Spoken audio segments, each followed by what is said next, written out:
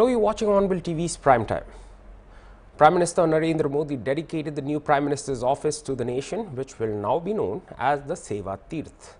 The North and South blocks were constructed by the British to keep India under colonial rule. Although India attained independence from colonial rule in 1947, these buildings were retained by the then government for the discharge of its functions. Since independence, the Prime Minister's office has been located in this building in South Block. The meeting of the Union Cabinet is being held for the last time in this chamber of South Block.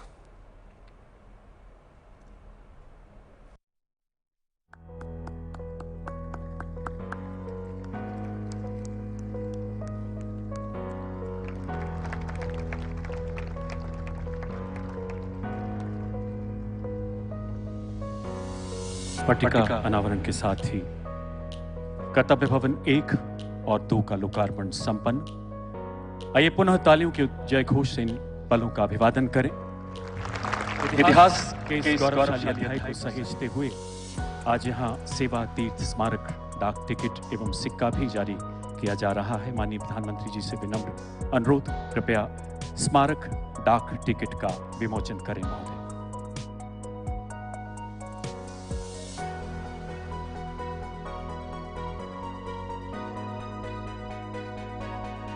एक बार पुनः तालियों के उद्घोष के साथ इन पलों का अभिवादन करें। माननीय प्रधानमंत्री जी का धन्यवाद करें। बहुत बहुत आभार श्रीमान। अत्यंत श्रद्धाभाव से माननीय प्रधानमंत्री जी से पुनः आग्रह, कृपया सेवा तीर्थ स्मारक सिक्के का विमोचन कर हमें कृतार्थ करें। छोटे से आकार के बड़े राष्ट्रीय संकल्प की सिद्धि को समेटे ये डाक टिकट तथा सिक्का नई प्रेरणाओं का अग्रदूत बनेगा। साउथ ब्लॉक और नॉर्थ ब्लॉक जैसी इमारतें जहां ब्रिटिश हुकूमत की सोच को लागू करने के लिए बनी थी, वहीं आज मैं गर्व के साथ कह सकता हूं कि सेवा तीर्थ और कर्तव्य भवन जैसे नए परिसर भारत की जनता की आकांक्षाओं को पूरा करने के लिए बने हैं। यहां से जो फैसले होंगे वो किसी महाराजा की सोच को नहीं, 140 करोड़ देशवासियों की अपेक्षाओं को आगे बढ़ाने का आधार बनेंगे। इसी अमृत भावना के साथ आज मैं ये सेवा तीर्थ, एक कर्तव्य भवन भारत की जनता को समर्पित कर रहा हूं।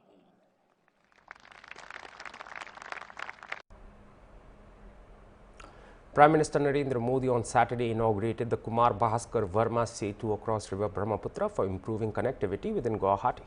The 6-lane extra-dosed pre-stressed concrete bridge built at a cost of around rupees 3,030 crore connects Guwahati with North Guwahati and is the first extra-dosed bridge in Northeast India. It will cut travel time between Guwahati and North Guwahati to 7 minutes. Given the region's high seismicity, the bridge incorporates base isolation using friction pendulum bearings. High-performance stay cables have been used to ensure durability and long-term structural performance. A bridge health monitoring system has also been incorporated to enable real-time condition monitoring, early damage detection and improve safety and service life of the extra-dosed bridge.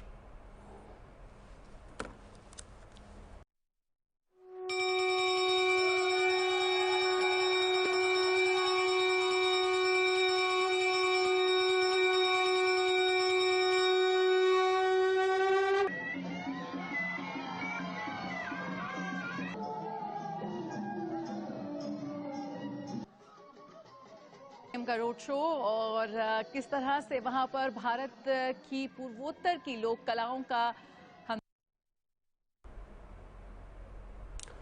The Indian Air Force conducted an air display at the Emergency Landing Facility (ELF) on Moran Bypass in Dibrugarh on Saturday with its Sukhoi Su-30 MKI and Rafale fighter jets taking off in the presence of Prime Minister Modi and other dignitaries watching the air display. Earlier, PM Modi was welcomed on the stage by Assam Chief Minister Himanta Biswa Sarma and Union Minister Sarbananda Sonowal in Dibrugarh. The ALF is the first of its kind in northeast India. It has been designed and constructed in coordination with the Indian Air Force to support the landing and takeoff of military and civilian aircraft during emergencies. It will serve as a critical asset for emergency response, enabling quick deployment of rescue and relief operations during natural disasters or strategic requirements in the northeast. Envisioned as dual-use infrastructure, the ALF is capable of handling fighter aircraft up to 40 tons and transport aircraft up to 74 tons maximum takeoff weight. Later, PM Modi inaugurated and flagged off development projects worth over Rs 5,450 crore aimed at strengthening connectivity, digital infrastructure, higher education and urban mobility in the northeastern region. माननीय प्रधानमंत्री जी को वेद किया जा रहा है। सुटिया राज्य और अंतिम गराकी रानी वीर रानी सती साधनी का एक प्रतिच्छवि उपहार स्वरूप आदरणीय प्रधानमंत्री जी को भेंट किया जा रहा है। अनुरोध करती हूँ। Pride and aspirations of the nation. His presence here today has further strengthened our resolve towards progress.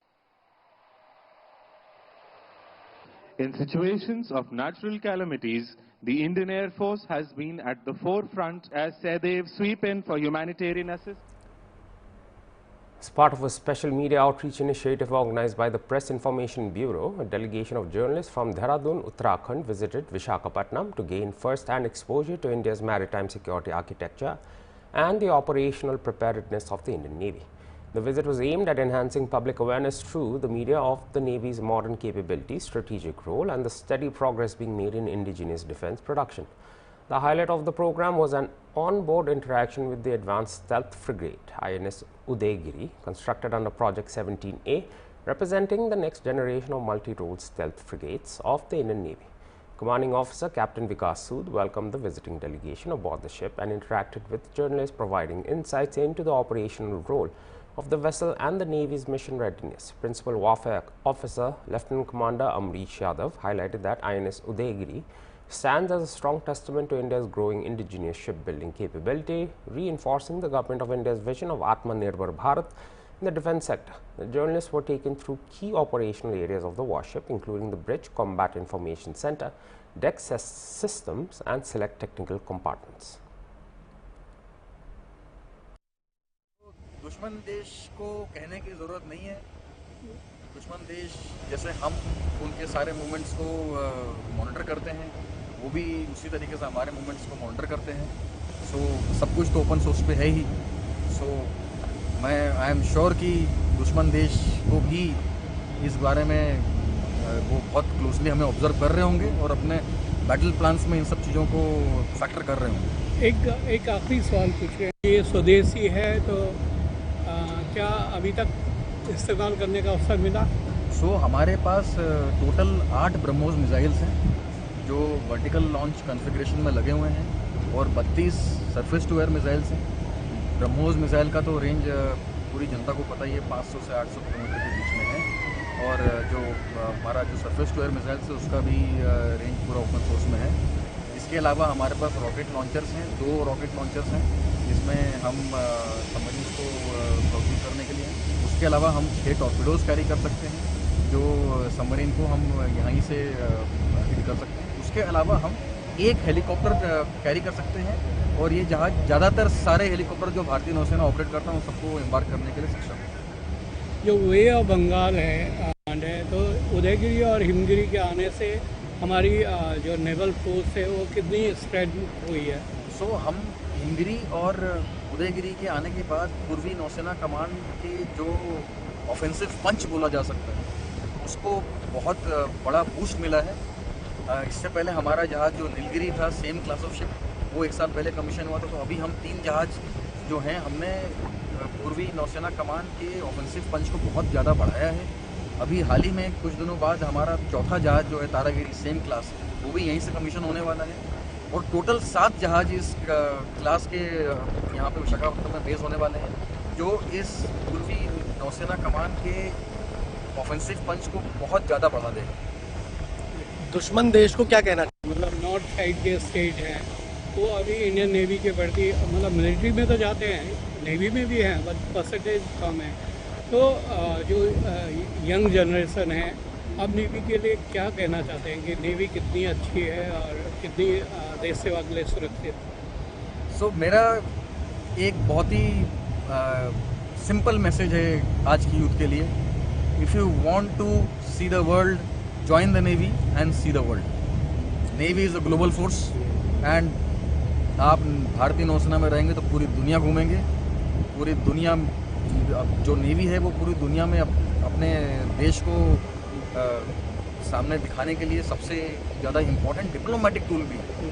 So it is a very very unique force which is also a very big diplomatic instrument to show your force outside. Because जहाज़ में जब आप खड़े हैं तो ये जहाज़ का जो डेक है, it is like a floating Indian territory. All the laws of the Indian nation apply on this deck when you are standing wherever this ship goes. ये प्रेस सर, थोड़ा उदयगिरी के बारे में बता दीजिए. सो अभी INS उदयगिरी जो आप जहाँ जिसके डेक पे खड़े हैं, ये 26 अगस्त को INS हिमगिरी के साथ कमीशन हुआ था विशाखापट्टनम में, जिसमें हमारे रक्षा मंत्री साहब आए थे जिन्होंने इसे कमीशन किया था. और मैं आपको बताना चाहता हूँ कि ये हमारे 70 साल के भारत देश के शिप बिल्डिंग का एक जीता जागता सबूत है कि हमारा देश कहाँ तक पहुँच चुका है. ये बिल्कुल आधुनिक मिसाइलों से लैस है. इसके वेपन सेंसर्स, पूरे आधुनिक वेपन सेंसर्स सब लगे हुए हैं इस पर. एंड ये जो जहाज़ है एशिया में one of the most lethal platforms बोला जा सकता है. एंड इसके लिए हमारे पूरे भारत देश को अपने ऊपर गर्व होना चाहिए. क्या इस शिप में इस तरह की सो मैं आपको बताना चाहता हूँ कि air domain, land domain and पानी के नीचे तीनों को हम लोग एड्रेस कर सकते हैं. पानी के नीचे एड्रेस करने के लिए हमारे पास आधुनिक सोनार लगे हुए हैं. हमारे पास हमारे खुद के इंडिजिनस टॉर्पेडोज़ हैं और रॉकेट लॉन्चर्स हैं जो पानी के नीचे की सतह पे जो सबमरीन पनडुब्बी जो है उसको प्रोसिक्यूट करने के लिए है. सतह के ऊपर लैंड पे मारने के लिए हमारे पास ब्रह्मोस हैं. और अगर कोई हवा में आ रहा है तो उसके लिए हमारे पास सरफेस टू एयर मिसाइल्स हैं जिनका ओपन सोर्स में पूरा डेटा है. सो ये जहाज़ हर तरीके से तीनों डोमेन में अपने आप को अपनी रक्षा और अपने देश की रक्षा करने में सक्षम है. शिप में कितने ब्रह्मोस हैं और कनेक्ट करता है, हम लोगों को लेके आता है. आप मतलब एक ब्रिज, जैसे आपका ब्रिज रूम होता है, वैसे PIB गवर्नमेंट और जनता के बीच में एक ब्रिज का काम करती है. तो क्या लगता है आप लोग कि इस तरह के मतलब जो सिविलियन से आपका संवाद है मीडिया के माध्यम से वो होना चाहिए या उसमें भी कुछ हुआ है? सो मेरा तो ये मानना है कि प्रेस इंफॉर्मेशन ब्यूरो जो वैसे भी जो काम कर रही है वो बहुत ही ज़्यादा सराहनीय है. क्योंकि ये एक माध्यम ऐसा है जिससे हमारी जनता को पता चलता है कि हमारी सशस्त्र सेनाएं क्या कर रही हैं. तो मैं ये कहना चाहूँगा कि ये बहुत ही ज़्यादा सराहनीय काम है जो किया जा रहा है कि PIB के लोगों को यहाँ पे बुलाया जा रहा है. एंड बहुत ज़्यादा अप्रिशिएट किया जाएगा भारतीय नौसेना के द्वारा अगर ये चीज़ें आगे भी होती रहें. And we will fully support. ठीक है, thank you so much. We'll be right back after a short break, so stay tuned for more news.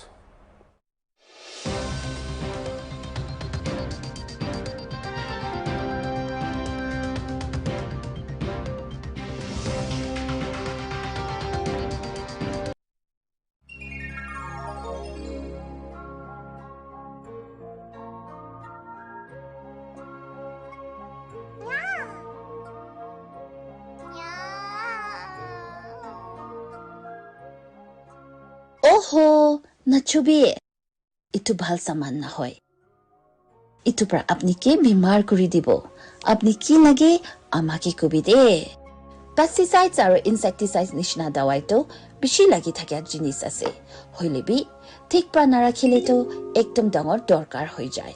Pesticides aro insecticides khan ke thik pra store na kurile to contamination hobo, kisim accidents hobo pare aro jan bi jabo pare. इनिका दवाई खान के घर और दुकान निशनाते रखे समय इतु खोथा खान ध्यान रखिबी. इतु दवाई बोतल्स खान के कित्या भी खा सामान ओसोडे न रखिबी और खाना पानी सब्जी दवाई खान लोगो दूर रखिबी. সদায় গ্লোভছ খান চলাবি আৰু ছোৱা পিছতে হাতটো চাবোন পৰা চাফা কৰিবি ফ্ৰুট সবজি খান নাখা আগতে ভালবাৰ ধুলাবি চুকু পৰা নাদেখিয়া কেমিকেলছ খান থাকিব পাৰে সদায় অৰিজিনেল কণ্টেইনাৰ্ছ তাই লগা অচল ডাবাতেহি ৰাখিবি ইটো পৰা দাৱাই নামটো চিনিব আৰু গলতি নহ'ব হাৱা যাবলৈ পাৰে আলমিৰাতে ঠিক পৰা বন্ধ কৰিবি আৰু বাচ্চা আৰু জানৱাৰ লগত দূৰ ৰাখিবি আমি খান হলপ হোশিয়াৰ নহলেতো জানবি যাবলৈ সস্তা আছে সেফ ৰাখিবি হেলদি থাকিবি Sponsored by Food Safety Authority, Department of Health and Family Welfare, Government of Nagaland. Eat right, eat safe.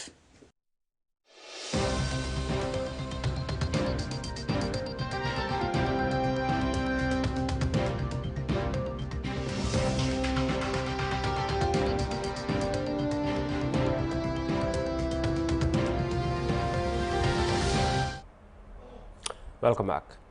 In Sri Bhumi's Mubarakpur, police seized a huge quantity of banned cough syrup from a truck on Friday. Sri Bhumi police seized 5,510 bottles of banned codeine phosphate-based cough syrup and arrested one person.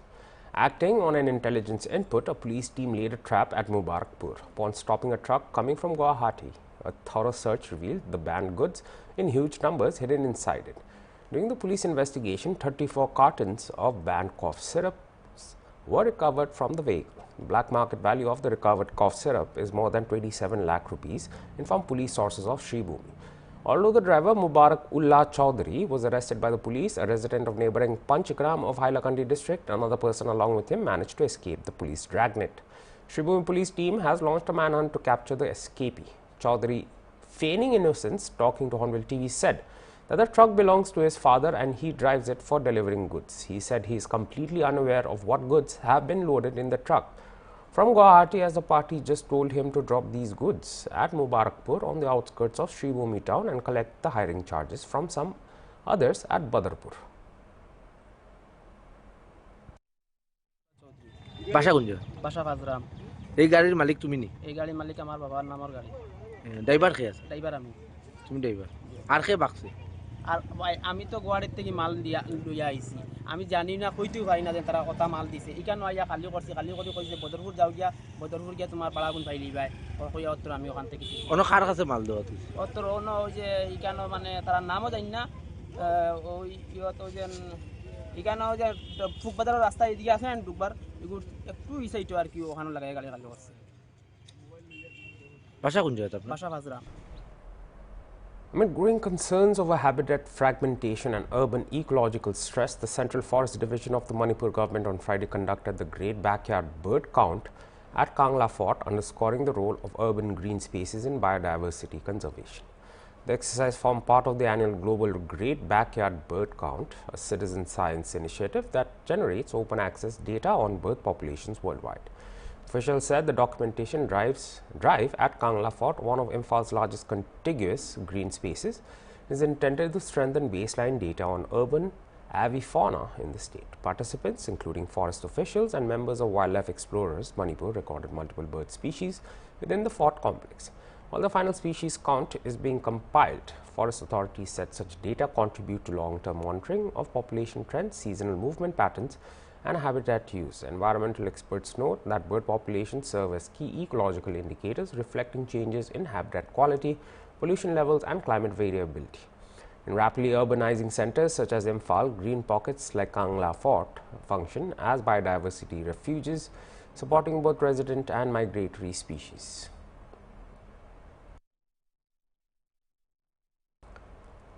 We'll be right back after another break, so stay tuned for more news.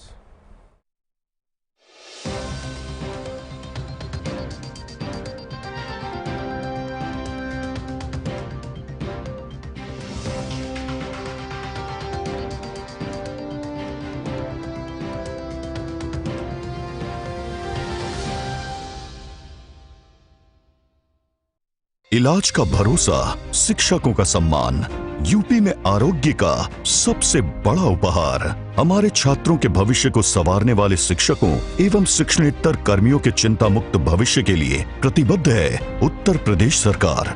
यशस्वी प्रधानमंत्री श्री नरेंद्र मोदी जी के मार्गदर्शन और माननीय मुख्यमंत्री योगी आदित्यनाथ जी के कुशल नेतृत्व में अब बेसिक और माध्यमिक शिक्षा परिषदों के अधीन आने वाले करीब 15 लाख शिक्षकों, शिक्षणेतर कर्मियों और उनके परिवारों के 60 लाख से अधिक आश्रितों को कैशलेस उपचार की सुविधा देने का संकल्प साकार हुआ। अब प्राथमिक एवं उच्च प्राथमिक विद्यालयों के शिक्षक, अशासकीय सहायता प्राप्त विद्यालय एवं महाविद्यालयों के शिक्षक, शिक्षा मित्र, अनुदेशक, रसोइया और उनके परिवारों को मिलेगा कैशलेस इलाज का लाभ। स्वास्थ्य का ध्यान है, शिक्षकों का सम्मान है, यही तो डबल इंजन सरकार है। Gauri bal pra kiniga dangor hoi jane bole mon ase. Gauri karne spunky kuigina dana introduce kuri ase. Kuntu bal pra saigina gauri ge nutrition digina dangor banabole nimide ola laga ase. Itu do Mrs. Didi Poultry Khatkati Karbi Anglong Assam kuntu check ke do sorde ase tade pai jabo.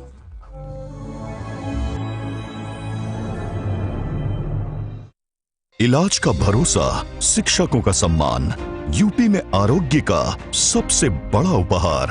हमारे छात्रों के भविष्य को संवारने वाले शिक्षकों एवं शिक्षणेतर कर्मियों के चिंता मुक्त भविष्य के लिए प्रतिबद्ध है।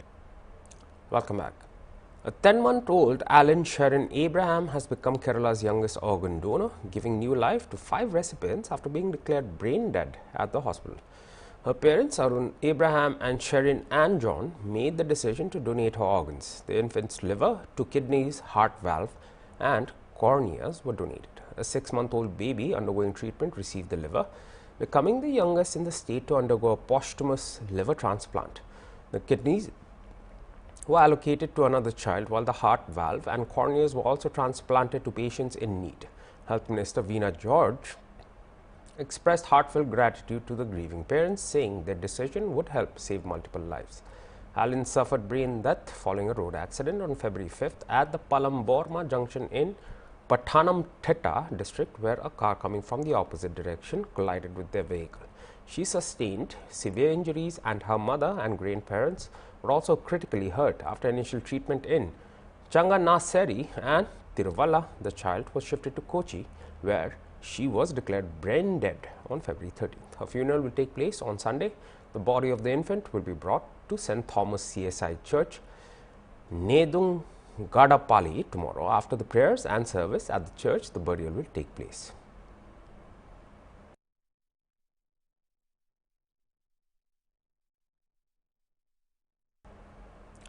And that was all for this hour's bulletin. For more news and updates, stay tuned to Hornbill TV. Goodbye.